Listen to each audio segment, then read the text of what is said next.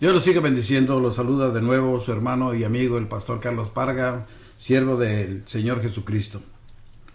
Hoy, con la ayuda de siempre del precioso Espíritu Santo, quiero compartir con ustedes una enseñanza que me llamó mucho la atención,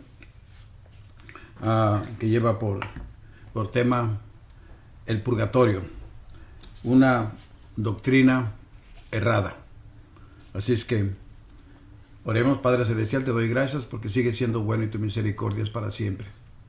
Prepara los corazones para todas aquellas personas que están dispuestas no solamente a ser oidores, sino también hacedores de tu palabra, Señor. Que tu palabra sigue llegando a los corazones quebrantados, Señor, te lo pido. En el nombre que es sobre todo nombre, en el nombre del único intermediario entre Dios y los hombres, Jesucristo, el único que nos perdonó nuestros pecados, Jesús de Nazaret.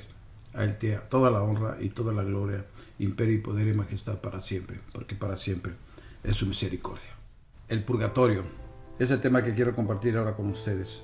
El catolicismo enseña que aunque la muerte de Cristo hizo posible que los pecados fuesen perdonados, el pecador perdonado debe sufrir algún dolor o tormento de intensidad y duración desconocidas a fin de ser purificado y, por consiguiente, hecho apto para el cielo. Mientras el catolicismo dice que es teóricamente posible ser limpiado mediante los sufrimientos de esta vida y la muerte personal, ninguno, ni siquiera el Papa mismo, puede saber si es que tal cosa ha ocurrido. En consecuencia, casi todos los católicos esperan pasar algún tiempo de duración desconocida en el purgatorio.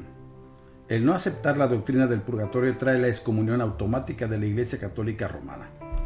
Tanto el Concilio de Trento como el Segundo Concilio Vaticano hablan de los que, a pesar de que Cristo sufrió por sus pecados, entre comillas, todavía deben hacer expiación, claro, por sus pecados, en el fuego del purgatorio. Aquí se da una explicación de esta doctrina por el Segundo Concilio Vaticano. Escúchelo, por favor. La doctrina del purgatorio demuestra con claridad que aun cuando la culpa del pecado ha sido eliminada, la pena de ella o las consecuencias de la misma pueden continuar para ser expiadas o limpiadas.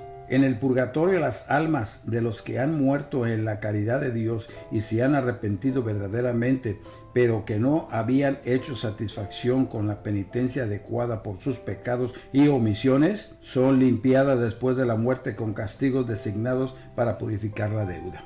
¿Qué es penitencia adecuada? Nadie lo sabe. La Iglesia jamás la ha definido. ¿Dónde dice la Biblia que el castigo purifica del pecado? No lo dice. Así que la doctrina del purgatorio tergiversa tanto la lógica como la escritura. Romanos 6:23 nos dice: porque la paga del pecado es muerte, o sea, separación eterna de Dios. No un tiempo limitado en el purgatorio. Estaríamos perdidos para siempre si no fuera por el sacrificio de Cristo por nuestros pecados. Tampoco el pecado es de tal como posición o calidad que alguna clase de sufrimiento pudiera purificarlo del corazón y el alma. El pecado es parte de la naturaleza misma de la humanidad. El sufrimiento podría, por cierto, alterar la actitud del individuo momentáneamente, pero una vez que el dolor ha pasado, las viejas tendencias vuelven de nuevo porque el corazón no ha sido cambiado. Se necesita un milagro de Dios para purificar al alma de pecado, un milagro que debe dejar intacto el poder de elección del hombre y satisfacer las demandas de la justicia infinita de Dios. La Biblia declara inequívocamente de que solo hay una forma en que el alma puede ser limpiada. ¿Y cuál es? Mediante la sangre de Cristo vertida en la cruz en pago por el pecado, y por un nuevo nacimiento del Espíritu de Dios en el alma del individuo mediante la fe en Cristo y su obra redentora consumada.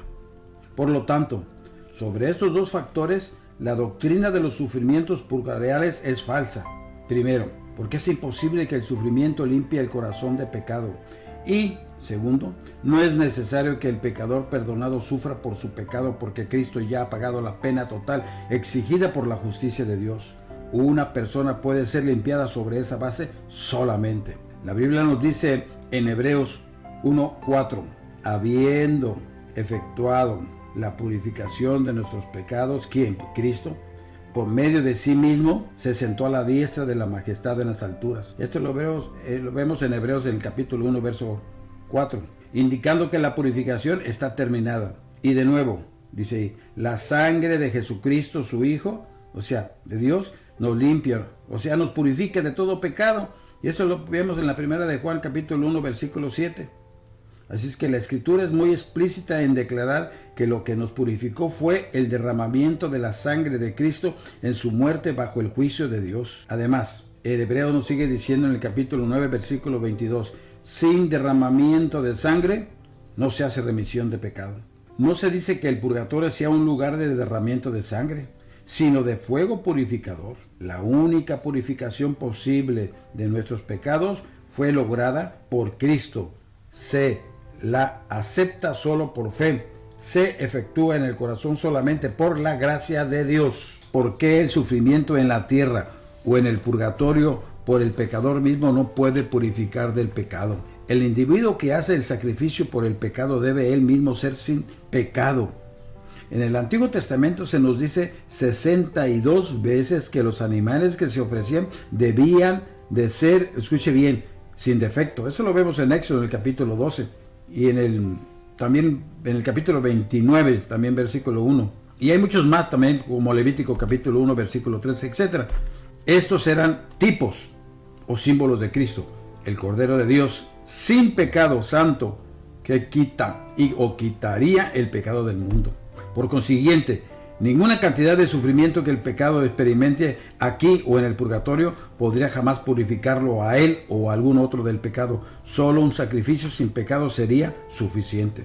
Con respecto a Cristo se nos dice, el cual no hizo pecado. Eso lo vemos en la primera carta de Pedro, en el capítulo 2, versículo 22, al que no conoció pecado. Y el apóstol Pablo a los Corintios en la segunda carta, en el capítulo 5, versículo 21, nos dice, y no hay pecado en él. En 1 Juan 3:5 nos dice, la impecabilidad absoluta era esencial o Cristo no podría haber muerto por nuestros pecados. Él habría estado bajo la pena de muerte por sus propios pecados. Por tanto, Pedro dijo de Cristo que el justo, o sea, sufrió por nosotros los injustos. ¿Para qué? Para llevarnos a Dios, ¿verdad? ¿A dónde? Al cielo, no al purgatorio. Primera de Pedro 3:18 añadió que los que carecen de esta seguridad se han olvidado de que han recibido la purificación de sus antiguos pecados. Segunda de Pedro 1:9. Si hemos confiado en Cristo como nuestro Salvador, debemos aceptar por fe el hecho de que Dios nos ha purificado por medio de la obra consumada en Cristo. Escuche enseguida los orígenes, desarrollo y propósito de esta doctrina errada. La idea del purgatorio, un lugar ficticio de purificación final, fue inventada por el Papa Gregorio el Grande en el año 593. Había tal renuencia en aceptar la idea, puesto que era contraria a la Escritura, que el purgatorio no se hizo un dogma católico oficial por casi 850 años, en el Concilio de Florencia, en 1493. Ninguna doctrina ha aumentado tanto el poder de la Iglesia sobre sus miembros, ni ha añadido tanto a sus ingresos. Hasta este día, la amenaza del purgatorio cuelga sobre los católicos, quienes por lo tanto dan ofrendas con frecuencia a la Iglesia por su ayuda en sacarlos de ese lugar de tormento imaginario.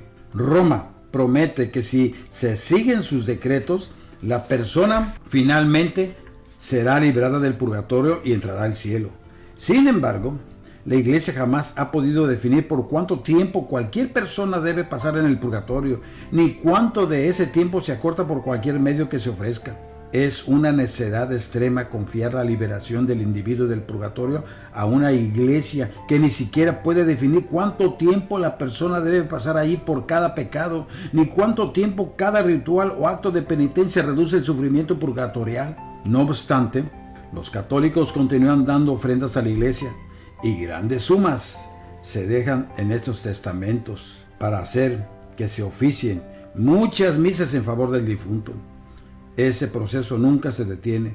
Siempre se necesitan más misas, por si acaso, dicen ellos. El Concilio de Trento del Segundo Concilio Vaticano y el Código del Derecho Canónico resultante contienen muchas reglas complejas para aplicar los méritos de los vivos, y especialmente las misas a los difuntos en la purificación de sus pecados y para reducir el tiempo en el purgatorio.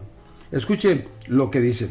La Iglesia ofrece el sacrificio pascal por los difuntos a fin de que los muertos puedan ser ayudados por las oraciones y los vivos puedan ser consolados por la esperanza.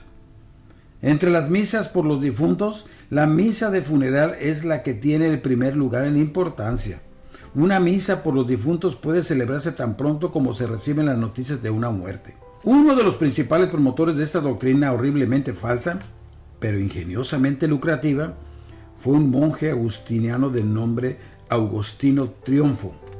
En su época, o sea, en el siglo XIV, los papas gobernaban como monarcas absolutos, tanto respecto al cielo como a la tierra, mediante su poder de atar y desatar.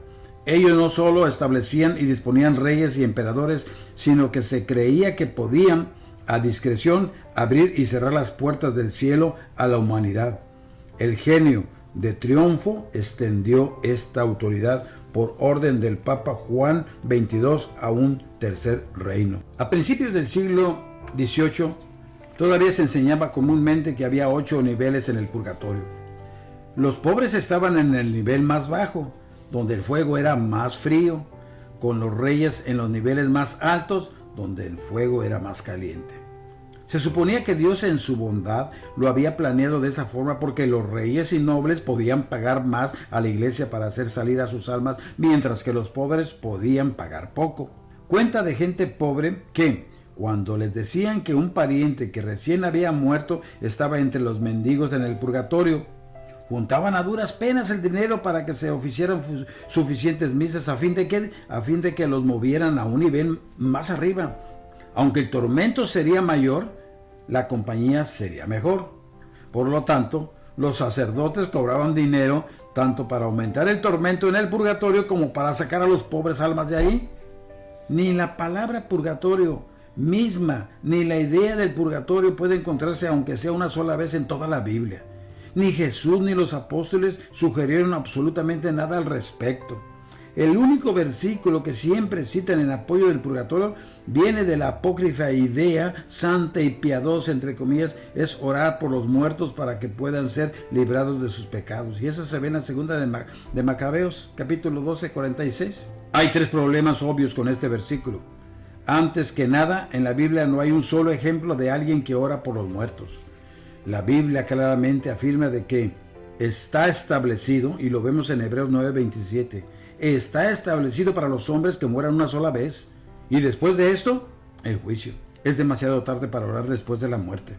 Todo lo que se sigue, lo dice en la misma palabra, es el juicio. Por consiguiente, el versículo que citan contradice la palabra de Dios. Segundo, las personas de quienes se dijo esto habían sido culpables de idolatría, porque dice así en 2 de Macabeos 12:40, y hallaron bajo la túnica de cada uno de los muertos objetos consagrados a los ídolos de Jamnia, prohibidos por la ley de los judíos. O sea que la idolatría era pecado mortal y, según la doctrina católica, eso habría enviado a esos hombres no al purgatorio, sino al infierno, del cual nadie los puede sacar. Por lo tanto, la idea de orar por ellos era una blasfemia y también una pérdida de tiempo, y difícilmente podría considerarse como una base para aceptar la doctrina del purgatorio. Finalmente, el libro de Macabeos en sí mismo dice que no había profetas en este tiempo y por lo tanto la inspiración de Dios había cesado, ¿verdad? Ahí dice mismo en la primera de Macabeos 9:27, hubo una opresión tal en Israel cual no se había conocido desde que no había profeta. Y de nuevo sigue diciendo, y que los judíos y los sacerdotes aún habían resuelto que Simón fuese su caudillo y sumo sacerdote hasta la aparición de un profeta acreditado. También sigue en la primera de Macabeos 14:41. Por consiguiente, los 2 libros de Macabeos, en el mejor de los casos, solo pueden considerarse como relatos históricos, pero no como escritura, puesto que Dios no estaba inspirando a ninguno entre su pueblo. Se hace evidente entonces de que uno no puede dar apoyo a ninguna doctrina verdadera citando de esta fuente, con razón que contradice la Biblia. Y con respecto al sufrimiento de Pablo, ¿qué se nos puede decir? Bueno, los apologistas católicos procuran ser bíblicos basando la doctrina de los sufrimientos purificadores en Colosenses capítulo 1 versículo 24, donde Pablo dice, ahora me gozo en lo que padezco por vosotros y cumplo en mi carne lo que falta de las aflicciones de Cristo por su cuerpo, que es la iglesia. Sin embargo, el hecho de que los sufrimientos de Pablo no tenían nada que ver con la purificación del pecado, el suyo propio, o el de algún otro, está claro por el hecho de que los sufrimientos de Cristo habían terminado esa obra. Solo un sacrificio sin pecado y el derramamiento de sangre serían adecuados. ¿Qué dijo Pablo entonces? En vez de sufrir para efectuar la purificación de su alma o de algún otro, Pablo estaba sufriendo por amor a llevar el evangelio a otros. Ahí nos dice, lo que padezco por vosotros, dice ahí. O sea, se refiere a todos los que quieran vivir piadosamente en Cristo Jesús, padecerán persecución. Y eso nos dice en 2 de Timoteo 3:12. Jesús le dijo a sus discípulos de que serían odiados y perseguidos por el mundo. Lo vemos en Juan capítulo 15, versículos 18 y 19. ¡Ay! El tropiezo de la cruz, también nos dice en Gálatas 5:11. Y Pablo dijo que debemos estar dispuestos a padecer persecución a causa de la cruz de Cristo. Gálatas 6:12. No es que Pablo, al igual que Cristo, estaba sufriendo por los pecados a fin de compensar por lo que faltaba de los sufrimientos de Cristo sobre la cruz, puesto que allí no faltaba nada. El sufrimiento que Pablo toleró y que todos los otros cristianos que son fieles al Señor deben tolerar viene porque nos identificamos con Cristo y vivimos vidas semejantes a Cristo que condenan al mundo y revelan su maldad. Por consiguiente, el mundo nos odia como odiaron a Cristo. En realidad, Cristo dijo que Pablo debía padecer por mi nombre, y eso lo vemos en el libro de los Hechos, en el capítulo 9, versículo 16, y en Hechos, también en el capítulo 5, versículo 41, los discípulos se regocijaron. ¿Por qué se regocijaron? Por haber sido tenidos por dignos de padecer la afrenta por causa del nombre de Jesús. El sufrimiento que los verdaderos cristianos toleran es a manos de los que odian al Señor de señores y Rey de reyes, Jesús de Nazaret, y se ofenden por su cruz. Filipenses, miren, en el capítulo 1, versículo 29, dice que es un privilegio sufrir debido al odio que el mundo siente hacia Cristo. Y así nos dice, porque a vosotros os es concedido a causa de Cristo, no solo que creáis en Él, sino también que padezcáis por Él. Y en la segunda, también de Tesalonicenses, en el capítulo 1, versículo 5, nos habla del reino de Dios, por el cual asimismo padecéis. Y en la primera de Timoteo 4:10 dice que nosotros trabajamos y sufrimos oprobios, porque esperamos en el Dios viviente. Pero también se refirió al sufrimiento que viene a todo cristiano que es fiel al Señor. Ya lo vemos ahí en la primera de Pedro, en el capítulo 3 y en el capítulo 4 también nos dice. Muchos otros versículos expresan la misma idea. Y en Filipenses 3:10 Pablo expresa su pasión por conocer a Cristo. Dice ahí, y la participación de sus padecimientos, lo cual dice que le ayuda a conformarse a la muerte y carácter de Cristo. Está claro que Pablo se refería a los sufrimientos por amor de Cristo aquí en la tierra a manos de pecadores, no al sufrimiento en un futuro purgatorio para ser limpiado del pecado personal. En Romanos 8:18 Pablo escribe que las aflicciones del tiempo presente no son comparables con la gloria venidera que en nosotros ha de manifestarse más claro ni el agua. Aquí, por cierto, no hay idea de purgatorio.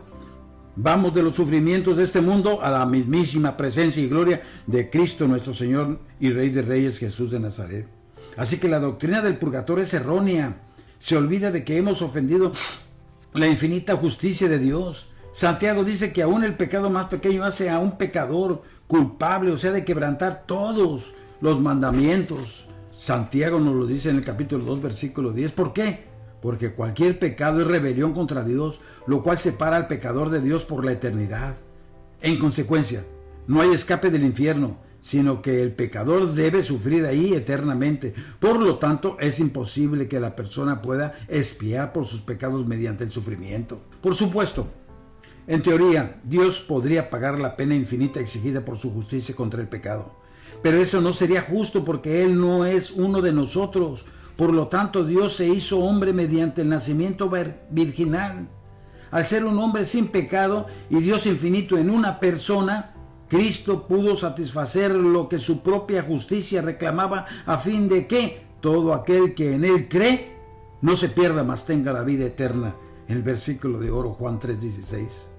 La única expiación del pecado viene como un don gratuito de la gracia de Dios. ¿Sí me escuchó bien? Un don gratuito de la gracia de Dios. Cualquier esfuerzo por ganarlo o merecerla constituye un rechazo de la misericordia que Dios ofrece a indignos pecadores como usted y yo. ¿Cómo es posible entonces esto? Además, la idea de que todavía queda alguna forma de sufrimiento que un cristiano debe soportar en pago de sus pecados después de que Cristo sufrió la pena total y exclamó, consumado es una negación blasfema de la redención que Cristo efectuó y la salvación que Él ofrece. En la enseñanza del purgatorio vemos una vez más que el catolicismo romano no acepta la salvación que Dios nos ofrece por su gracia, sino que insiste en añadir obras humanas a lo que Cristo ya ha hecho. A pesar de que el catolicismo sí afirma que la salvación finalmente es por gracia mediante la fe, también declara que las buenas obras, aunque por la gracia de Dios que operan en el individuo, son esenciales para la salvación. Nuevamente citamos del Segundo Concilio Vaticano. Desde los tiempos más antiguos en la iglesia, las buenas obras fueron también ofrecidas a Dios para la salvación de pecadores. Por las oraciones y buenas obras de gente santa, el penitente era lavado, limpiado y redimido. Siguiendo los pasos de Cristo, los que creen en Él siempre han llevado sus cruces para hacer expiación por sus propios pecados y los pecados de otros, para ayudar a sus hermanos a obtener salvación de ellos. Solo la sumisión ciega a la iglesia impide que el adherente católico romano vea que la doctrina del purgatorio contiene una contradicción obvia y fatal. Por una parte, se nos dice que el sacrificio de Cristo no es suficiente para llevar uno al cielo, pero además de los sufrimientos de Cristo en la cruz, el pecador perdonado debe personalmente sufrir tormento para ser purificado de su pecado. Por la otra, sin embargo, y en contradicción directa, se dice que la misa, la cual es la representación y renovación perpetua del sacrificio de Cristo, reduce, por una cantidad desconocida, los sufrimientos del individuo. Presuntamente, si se oficiaran suficientes misas, uno sería purificado por la expiación de todos los pecados sin ningún sufrimiento en absoluto. Por consiguiente, después de todo, uno no debe sufrir para ser purificado. Si uno realmente tuviera que sufrir antes de que las puertas del cielo pudieran abrirse, la iglesia no tendría nada que ofrecer y perdería un importante medio de ingreso. Lo mismo sería cierto si el sacrificio de Cristo por el pecado, como la Biblia lo enseña, fuese suficiente para purificar al pecador. Nuevamente, la Iglesia Católica iría a la bancarrota. Por lo tanto, para que la Iglesia siga funcionando con sus cofres llenos, se enseña que uno puede purificarse del pecado por ciertos medios que la Iglesia le puede proveer, y que el sacrificio de Cristo en la cruz no fue suficiente para purificar del pecado, por lo que a la misa por la cual la Iglesia recibe ingresos se le puede acreditar la reducción del sufrimiento en el purgatorio y la apertura de la puerta del cielo. Es asombroso que lo que el sufrimiento de Cristo en la cruz no pudo efectuar, las alegadas repeticiones de ese sufrimiento representadas sobre los altares católicos pueden lograrlo. Además, se dice que los sufrimientos de otros también reducen el tiempo necesario para la purificación en el purgatorio. Por lo tanto, las estigmas del Padre Pío y los sufrimientos de los santos pueden lograr lo que el sacrificio de Cristo en la cruz no pudo. La cruz de Cristo solo pudo perdonar, pero no pudo purificar el pecado. Imagínense. No obstante, las cruces llevadas por otros pueden purificar el pecado y por lo tanto pueden hacer más que la cruz de Cristo. ¡Qué blasfemia! No cabe duda que la doctrina del purgatorio contiene una contradicción fatal, errada, diabólica. Declara que uno debe sufrir a fin de ser purificado de los pecados personales. Sin embargo, al mismo tiempo dice que uno no necesita sufrir si siguen ciertas reglas. El medio más importante de escaparse del sufrimiento es mediante la repetición de la misa. Pero la reducción o eliminación del sufrimiento en el purgatorio también es efectuado por las indulgencias. Dicha doctrina también es errónea. Luego la explicaré con la ayuda del Espíritu Santo. Así que, mi querido hermano Radio Escucha, tenemos que tener importancia de que Jesús hizo un solo sacrificio y Él derramó su preciosa sangre en el monte Calvario para darnos la salvación.